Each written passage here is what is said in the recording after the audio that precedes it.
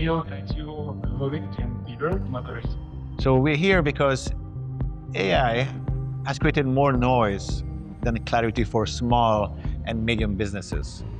And there are thousands of tools, but only few really make a difference when it comes to creating revenue. So as Vadim was saying, we are here to cut through the noise, to see what really works. We will share some workflows that you can use immediately.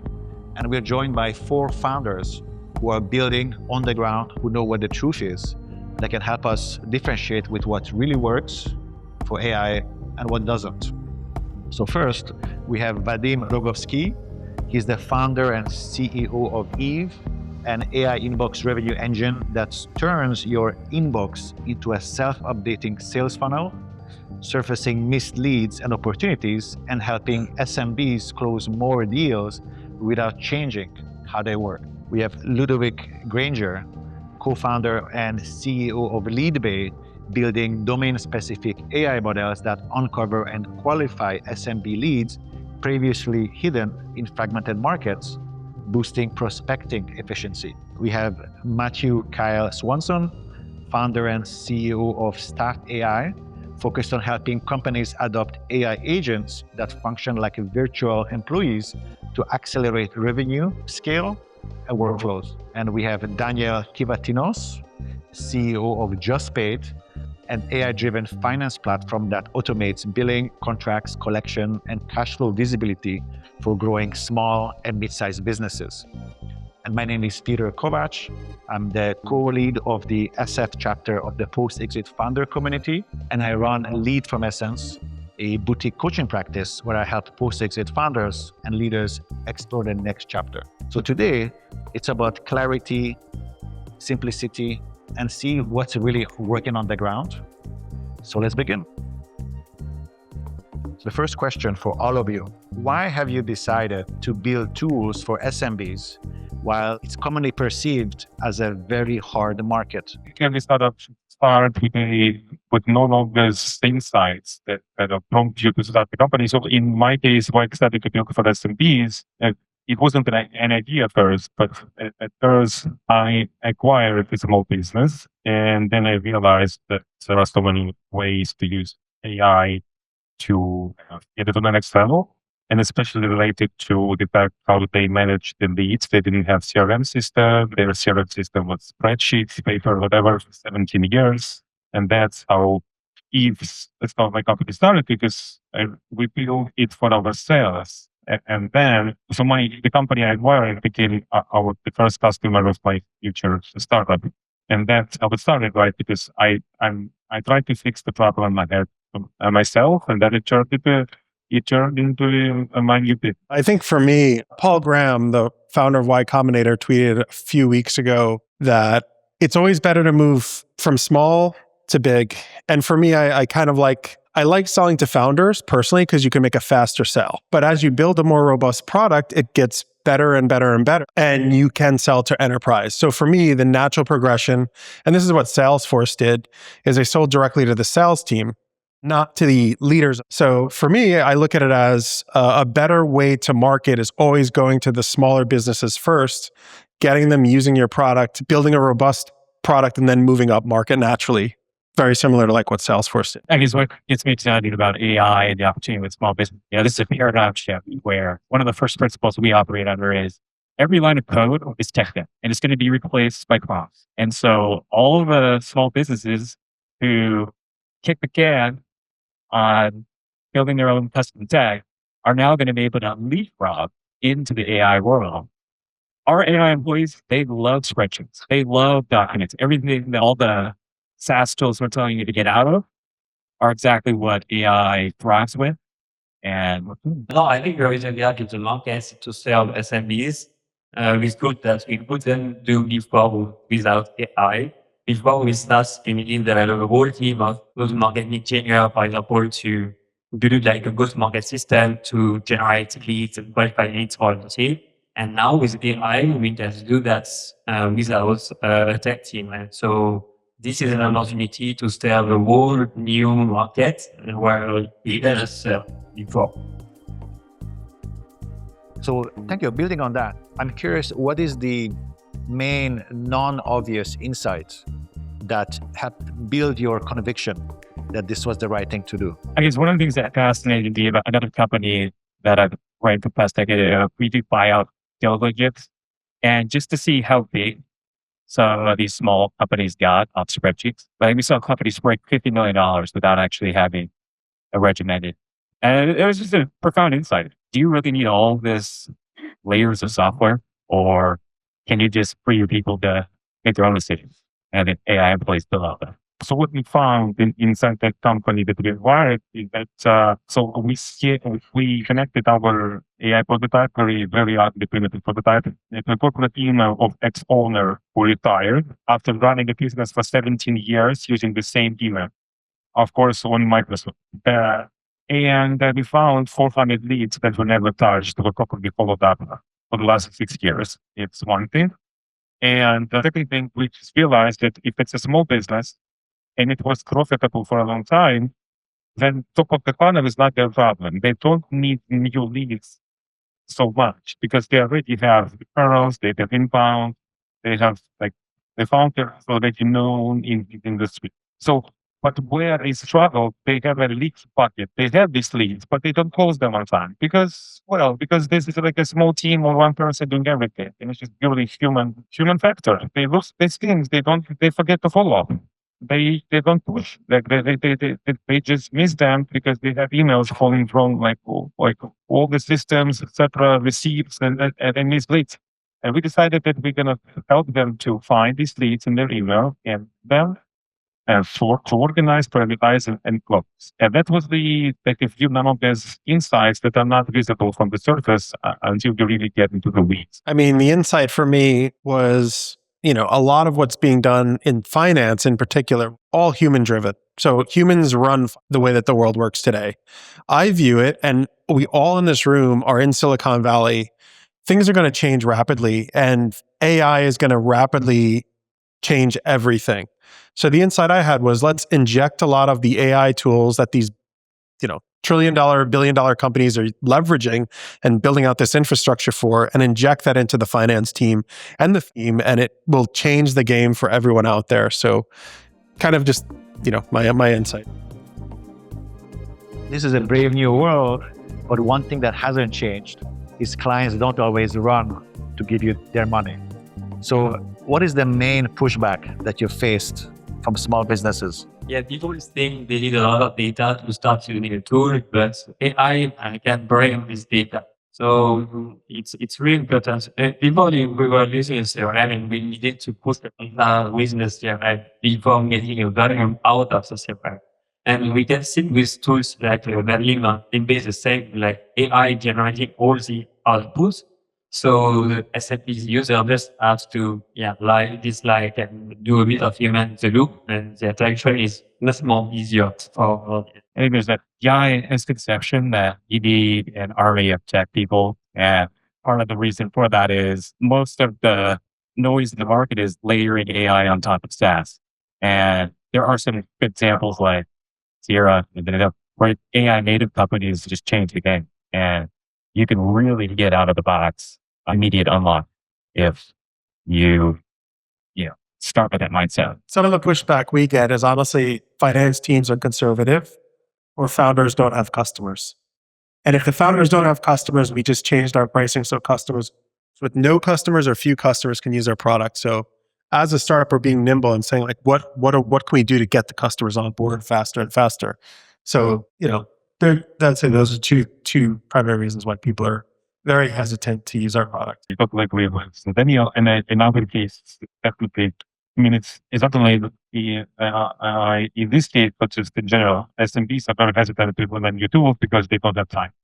They don't have time for a learning curve, they don't have time to learn because, again, they have to survive, they have to run a business. So the only way to win with SMBs, I think, and agentic is an opportunity to cross that chasm, is to use the data they already have. And they don't have data in the organized way. And we all know they have everywhere. And why we decided to attack from email, because in our case, they have the majority of data there. But there are many SMBs that have a lot of data in messengers and voice, etc., in spreadsheets, but we started from email. And we are saying that, hey, you don't need to change anything. And I think that's the only way to do it.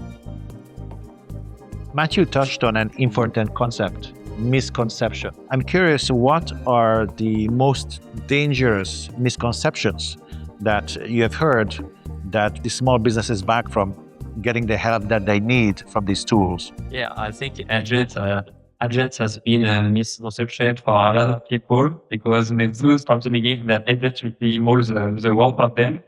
And we clearly see with the idea that it didn't deliver the value at the beginning. We are not here to get there. And of course, it's getting better, but I think a bit of human in the loop. We are moving back to the AI tools today. It's really important to make sure that the AI is doing the right job and going into the right direction. And it's just not spamming the whole email box is our idea of that. I'll just build on the previous and say, I think most people still view AI as a tool, very different type of opportunity. When you start to treat your AI like a colleague, like an event, it's the difference between hopping to a Tesla and being behind the wheel and getting in a way where you can just let it drive. That's AI employees, versus tools. I mean, there's a lot of fear around AI from everyone, from executives, from founders, from employees. I think there's no escaping it at this point. I think it's just learning the skill set to protect yourself, to be in this new world. I mean, it's honestly a new world for all of us. So if you're not learning it, and candidly, a lot of people are pushing back, like you have a lot of people that I do demos to, and they're like, AI, all of the other competitors are looking at AI. And if you're just ignoring it, it puts you at a disadvantage. So, the fear is just, this doesn't work for me. I've been using QuickBooks, or I've been using NetSuite, or I've been just using, manual Excel sheets. It's good until it's not. And then your job is like gone unless you're looking at all of these new tools. So, I mean, that's a lot of the fear I get is, it's going to take my job, or it's unstable, or it's going to hallucinate, which they're not wrong. But I think if you learn these tools, you're protecting yourself. I mean, I was telling, not for you guys, but for the customers we sell to, it's the more you learn, the more you educate yourself, you become a powerhouse of a user. You're not just a one person, you're like 30 people in one using all of these AI tools. The misconception is that still many people think that AI, even like ChatGPT, that it's developed even if you don't put your data inside. It's wrong. If you don't put any data inside, that's generalist, that is mediocre everywhere, right? But when you put your data inside, it becomes really dangerous in a good way. So like today, for example, in order to make a decision, we are hiring a product manager.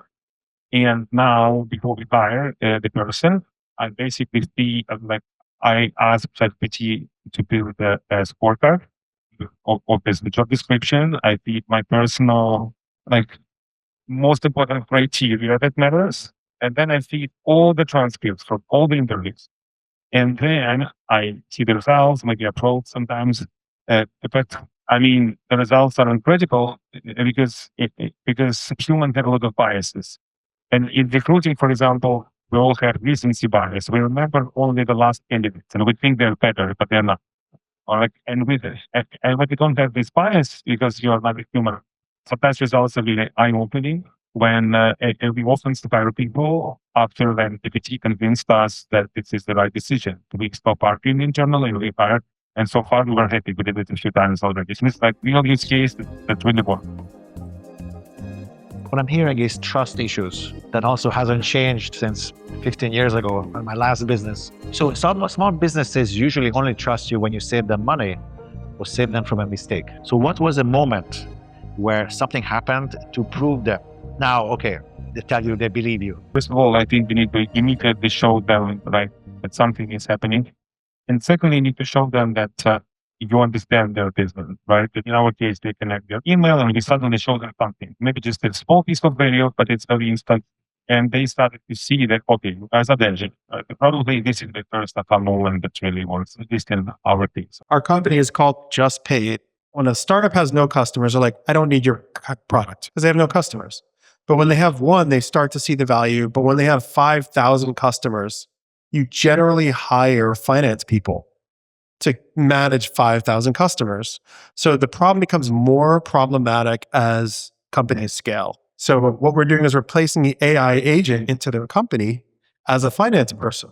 And that creates a immediate, I can see how I can use this product. So my journey there was working with a company for a year and skeptical every step along the way.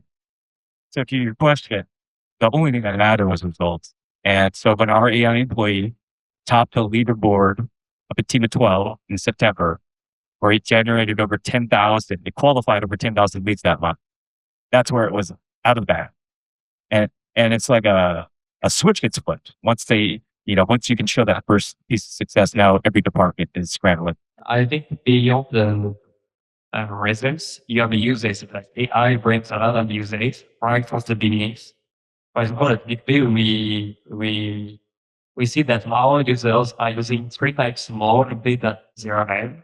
And they are using Leadbay as often as a social media. Like this user last year used as often Leadbay that I listened on Spotify. So it's crazy to see ultimately how it can bring because the interface is like just it's more like an AI media, like preparation what people also it's a user, the team user wants, and like each user in interface with definitely leads in our case and just bring more and more engagement. So I would say that you say that we see it with ChatGPT, but that's been really insane in terms of value bring to the end user. I see a lot of value is created, but we also know the expression, fake it till you make it. I'm curious, tell me an example of a situation where you had to help the system maybe with some edge cases or some other unusual situations to create an excellent service. Our thesis is that human beings should never have to click on software, that we were never supposed to in the first place.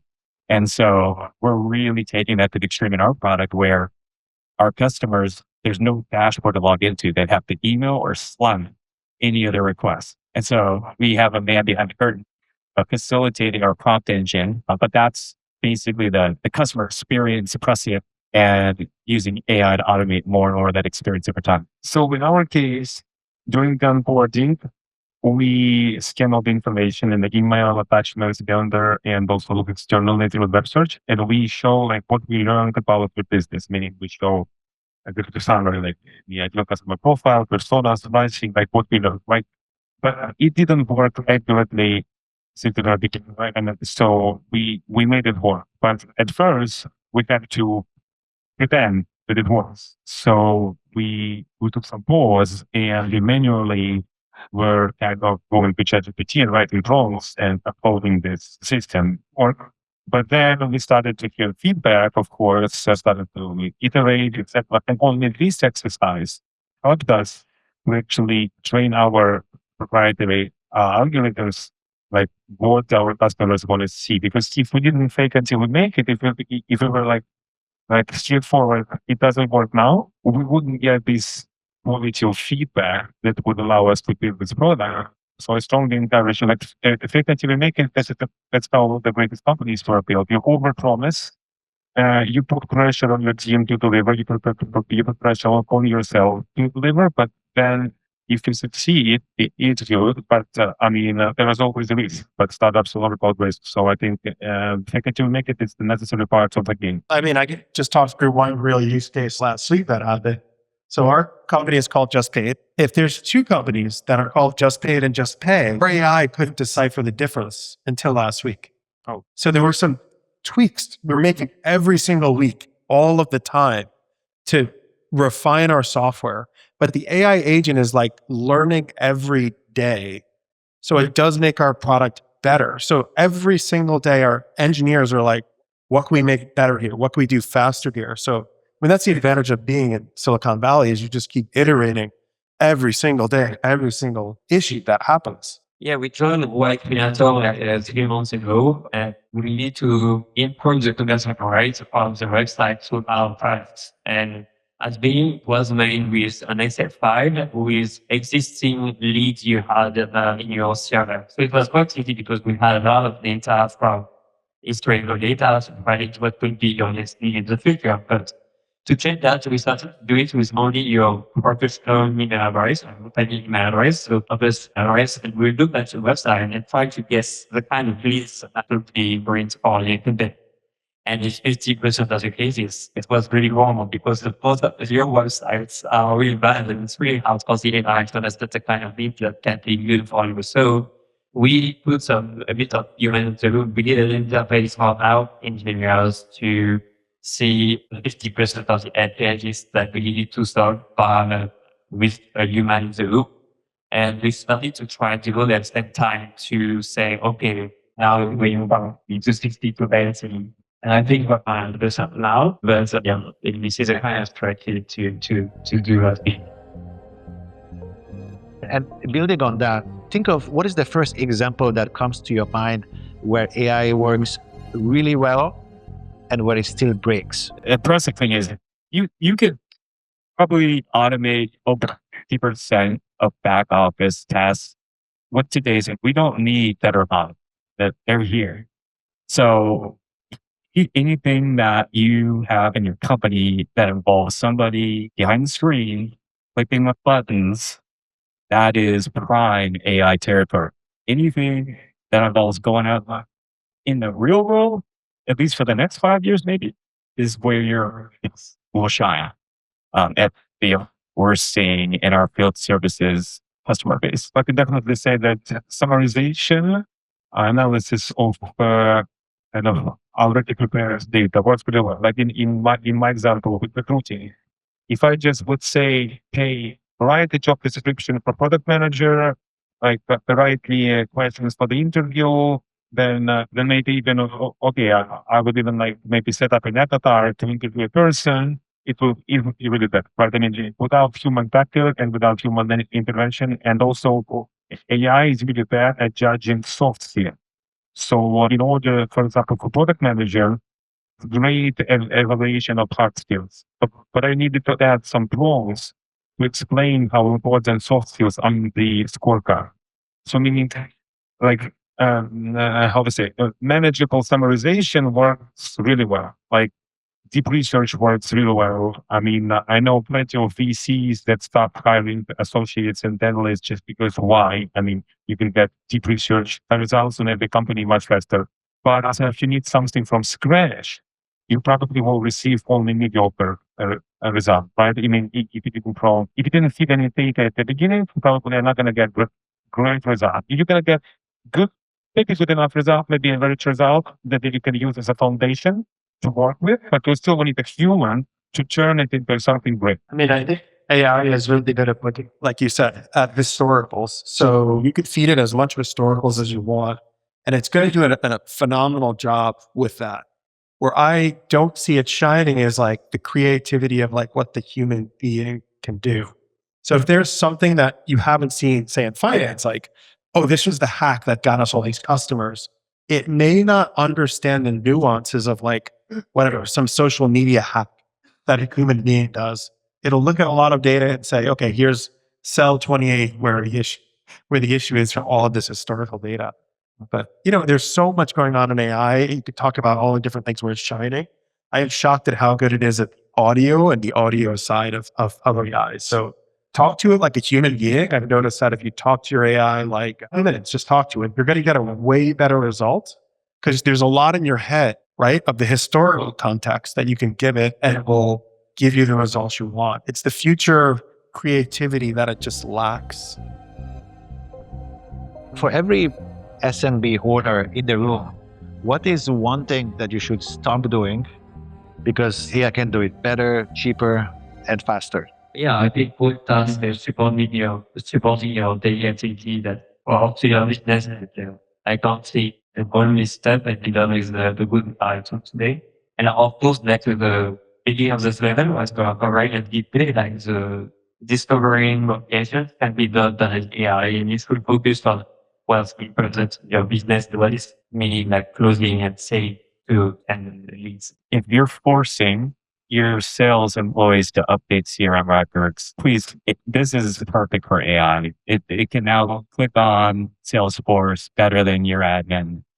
And it's right there. It's not a year from now and use it today. I've always fascinated by my co-founder of my company because he wanted to do a test and he said, I'm not going to code for 2 weeks. I'm just going to talk to my computer and make it code for me. So I'll put you to just talk to your computer for 2 weeks. I've tried it and it actually works. There's tools like Super Whisper that will help write emails for you. And I just did type on a keyboard. Yeah, you have to like navigate around here and there, but there's so much more. Force yourself not to type. Use the audio tools. That's a great point, actually, because see that when you speak, you kind of transmit more like and more tokens faster than when you write, right? So when you speak, but it's just such a strong habit actually to work on to write, but I totally agree with you. And people are sometimes irritated when you send them voice messages. So hopefully with AI, it's going to be easier. But yeah, so I mean, it's like one thing SMBs should start doing, I think definitely is still write meeting summaries, structure calls manually. Probably that's the trying. You should just probably take like default transcripts, put them in, and like into your custom remote and get the follow-up, right? And in our case, we already automated it in our product. So you can do it in one click. So we talked about what works. What are some revenue leaks, workflows that AI still cannot do, and where the SMB should focus on humans and double that instead? I think the overlooked job in the future is IRL. The fact that so many people are still stuck behind a screen instead of having meaningful interactions in person is a disservice to being a human. And like people love that experience of going out, and I think we're going to see a lot more opportunities to do that. There's no need for people to be behind the screen anymore. There should be the deal with AI in that phone and running the business. And for more like in person, like even outreach, I think outreach shouldn't be automated every time when you are doing a high value setting. You should find the best way, the best angle to get best business and the person and user. Yeah, also about closing highlights is pretty important to each human to deliver the kind of product you're selling. If you're selling a high value product, you should be one of the person. If you're selling a global product, the salary is like $20 a month. Of course, you need to work with that. I had a conversation with the creator of Gmail and he said like the human hand, it can do things AI can't do.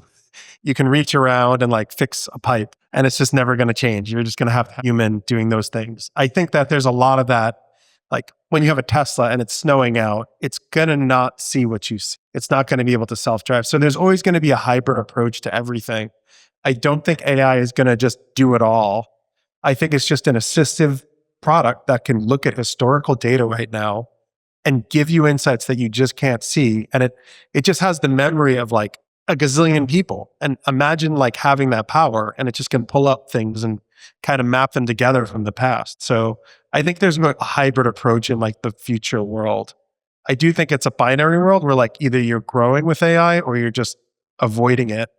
And I think that's going to hurt people in the future where, you know, it's like being avoidant of cars or online banking. It's like, it's a tool. What humans need to be doing, I mean, of course, doubling down on in-person events. I think that's what we do with you guys today because, well, there's so much noise now in any online channel you use. Imagine if we try to capture your attention on a webinar, probably not going to be as good as what we do now. And I think in real life events are going to be much more important in real life use cases, starting with conferences, dating, social events, but just everything. I think social media will get back to where they have been like 20 years ago when it was very niche and in person. Prompted by in-person conversations. So I think, if you want to double down some relationship building, well, AI is going to handle the screens and everything. So just finish on the question side. What is one thing that you want every SMB owner to try next week? So if you want to, you need to see how many leads you list in your email. So if you want to see that, you can talk to me. Yeah. Learn one thing for 15 minutes in AI per day, and you're better. You're going to be better than most of the rest of the competitors out there. So just learn one thing. 15 minutes a day. If you could do that in this room, you're going to be able to beat out most competitors because they're not doing that. If you're not yet familiar, try going to OpenAI's operator. That's their tool that allows you to click on your computer, ask it to update a Salesforce record for you. When that doesn't work, come to Staff AI and we'll help you do it. Wonderful. I see that the common thread here is that if you're intentional and you take your time to really think things through, you can have some really good outcomes. And so take a moment to think of, with what you've heard today, what will you change? What's one insight?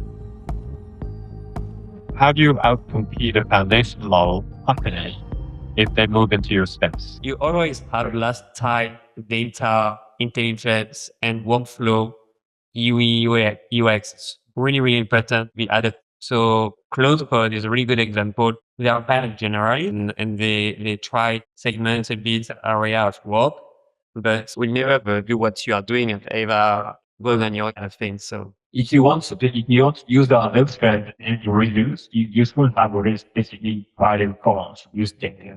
You've all heard that data is the moat. I like to go one level deeper and say conversations are the moat. So unique access to dialogue. And if you think about business settings, a lot of that does not get exposed to the modern day. That's opportunities for the vertical. The reality is they're coming for you. They're going to get you. So just be scared, work your off, and just build things that they don't think about, like something very niche that'll protect you, because it's going to happen. They're going to look at some of the companies that have, and they're going to say, let's copy that. Why not? So you're going to have to do something that's very unique that they just are like, not worth our time. Like if you look at Google, right? Why don't they have, I don't know, trying to think of something that Google doesn't. It's a bad example, but there's some companies out there that just are like, it's not worth our time to go that deep in that vertical because we have too much going on. Like if you look at OpenAI, they call it alert, right? Alert, Google's coming for us. They're aware Google is stepping up their game. They're going to come for them. They're coming for you also, not to freak you out, but the reality is you have to sleep knowing what am I going to do to build something that's not like what they're doing. Yeah, I think it's like the winning formula probably is a combination of user experience and go-to-market motion, in particular verticals, because I believe that there are so many examples. So Google or OpenAI, they're not going to go vertical by vertical by vertical because they're reaching peak essential levels, right? And it's a combination of these things, and also like in our case, for example. Yes, you can connect your email to ChatGPT now, and you can do some prompts. You can spend 10, 20, 30 minutes per day to find maybe 10% of what our product is going to give you proactive. So these, like these generalist solutions, they all are reactive, at least for now. While I think startups have an opportunity to build proactive autopilot. And it's again about user experience and go-to-market. I'm not talking about technology. There is no way in competing with them on the technology. My question would be for industries where human touch matters most, like insurance, banking, or like hospitality.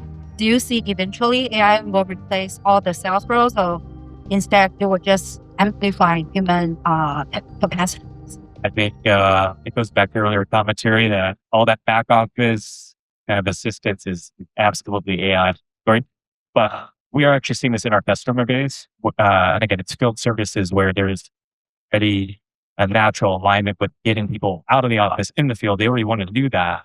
And the displacers, that's where we're I mean, it's clear to me humans are not going away. I think human relationships count, and I think like just leverage AI where it's good, and then like the human connection will always be there. Like bankers, they want to create that relationship. You trust them. Their bank's not just going to go away overnight. You build that relationship, and then you put all your money in that bank. So I think there's humans are going to start to navigate towards where we're naturally good. We're very creative. We're very personable. We care. We have ethics, right? We have like morals, like those things. It does what it does. So like we're naturally going to like do sales. I think that's just innately in all of us. We're all doing sales right now. You're all here and you're all awake and you're all aware. So naturally do as humans. Does AI do that? The answer is mimics it, maybe, but it doesn't really do it. So Yeah, I think these industries are very trust-based and relationship-based. And I'll give an example. In the business I acquired before I started this company, the custom customers that were using them for 17 years. So the business does software consulting for event organizers. There are some businesses that were using that for 17 years instead of moving to much more, better funding, better service with better platforms. I remember getting them on calls and asking them why you staying with them. They're like, because you guys just you answer faster and you always can count on you. We can text you, be welcome to text the text owner of the company at night, any point of time. That was like trust. And it's all about relationship. I mean, there are very transactional industries where a relationship doesn't matter, like in e-commerce, right? But here, the industries you mentioned, AI is going to amplify, help, etc. Improve, but not disrupt for sure. Oh, I want to address actually what you said about I just started a company doing something unique.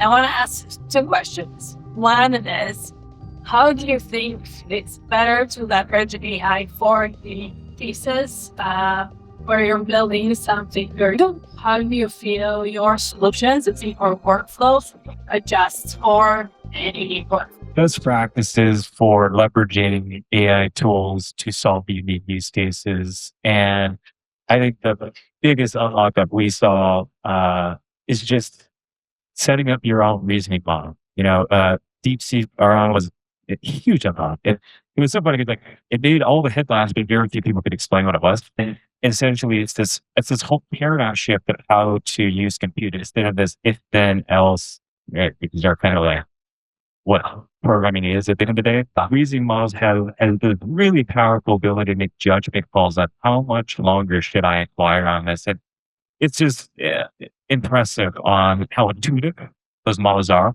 So the edge cases you're describing, giving it the SOP that the company's already documented, it's like magic. And it looks like you did a lot of work, and all you did was install GPT OSS on an Amazon instance. I would just load in every piece of data that's like in the dark web that AI doesn't have access to. AI doesn't know all that, and you may be able to get some of this information from companies directly and then load it in, and then suddenly you've got this insight all the competitors don't even care about per se, because they've got bigger fish to fry. And then suddenly you've got this unique data silo of stuff that like the big guys just don't even, you're kind of like, once your revenue hits a certain number, they're going to look at you and they'll be like, what is that? How did they do that? So there's a point where like they'll start to pay attention. My question will be related to go-to-market strategies. Maybe you can share a little bit of your insights. What have you tried? What actually worked?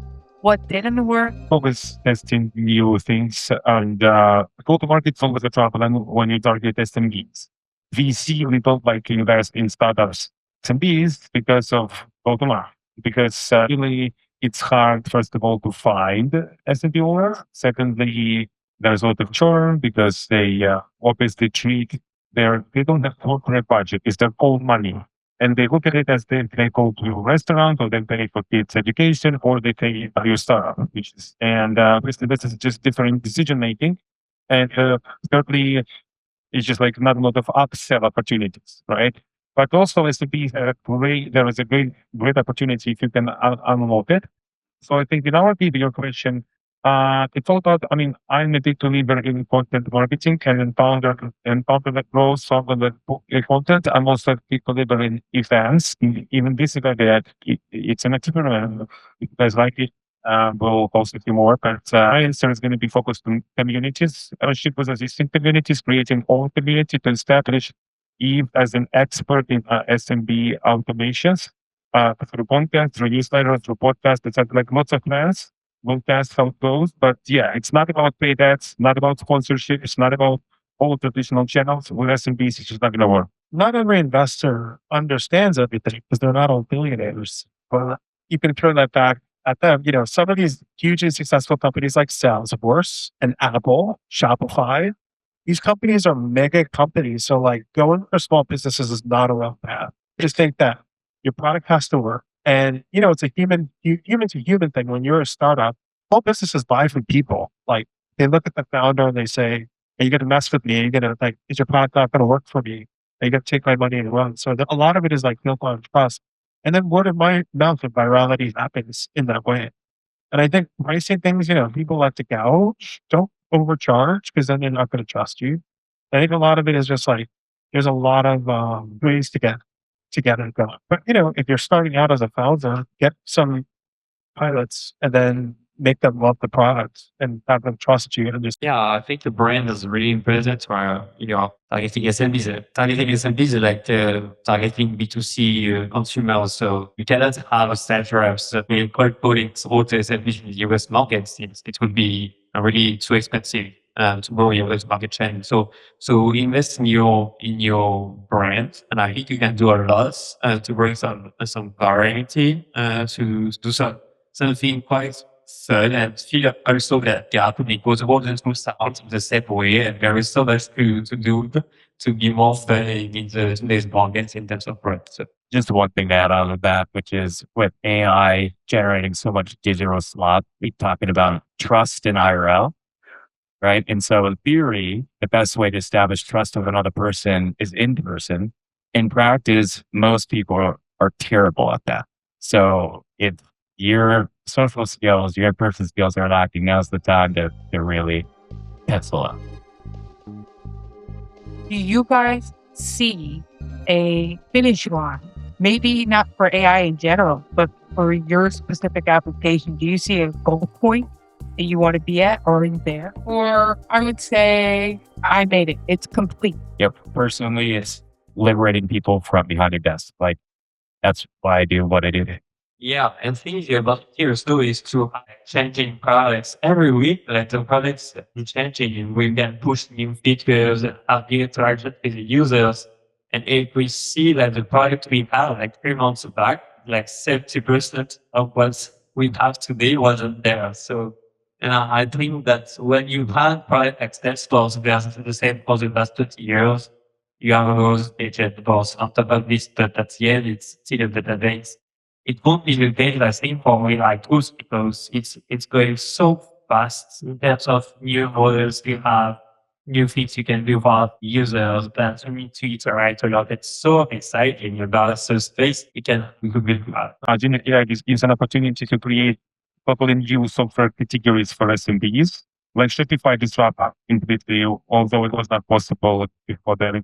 So I think, it's very interesting to create a new category because then the company is going to be unstoppable and the brand is going to be, and then you can build brand like Shopify and the other companies. So yeah, that's probably the big.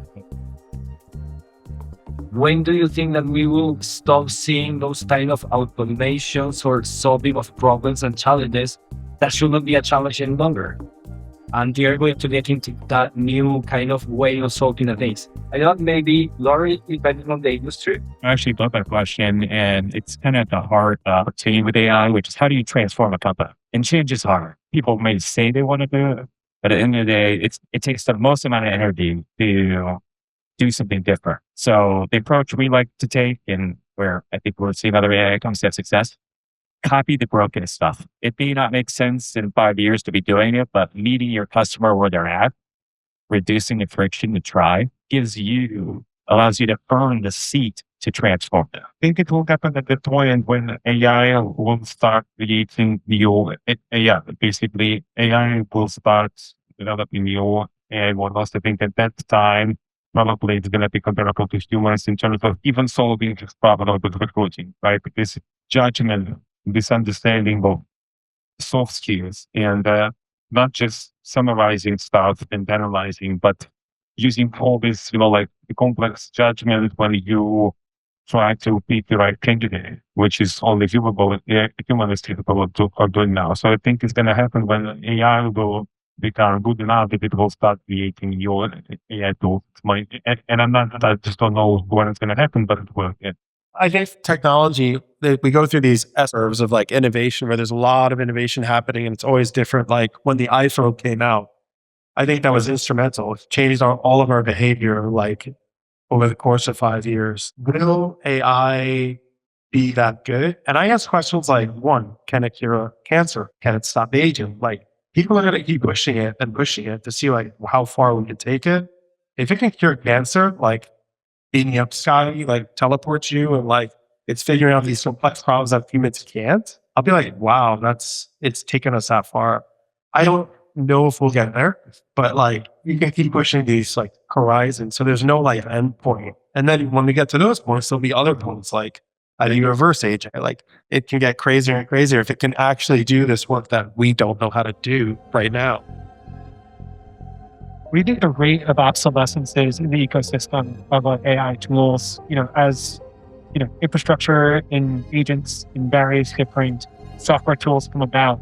Where do you think is the best place to focus your attention so that you're not learning something that's going to be obsolete? I think 90% of the tools we use might be obsolete. So you're going to just see rapid change happening over and over and over again, and you're just going to have to keep adopting. So like pick the tools that are hot today, and they're not going to be hot in 2 years. Like right now, Claude, hot for coding, right? Like people love Claude, Anthropic. People love Cursor. The moment Cursor gets fat and happy and they don't iterate on their interface, there's going to be something better. So it's like, there's hot things today. Like, remember VHS tapes? They were hot back in the 80s when you could put a VHS tape in your, now they're just, people laugh at them. Like, so it just changes by year, by month, like now people are using, I didn't use Gemini that much. Now I'm using it because of everybody saying nano banana and all these results, and it's doing stuff that I hadn't seen before. So I'm like, all right, Gemini's where it's at now. Who's next, if anyone? We're just getting started. So 90% dominant, maybe it's 95. I don't know.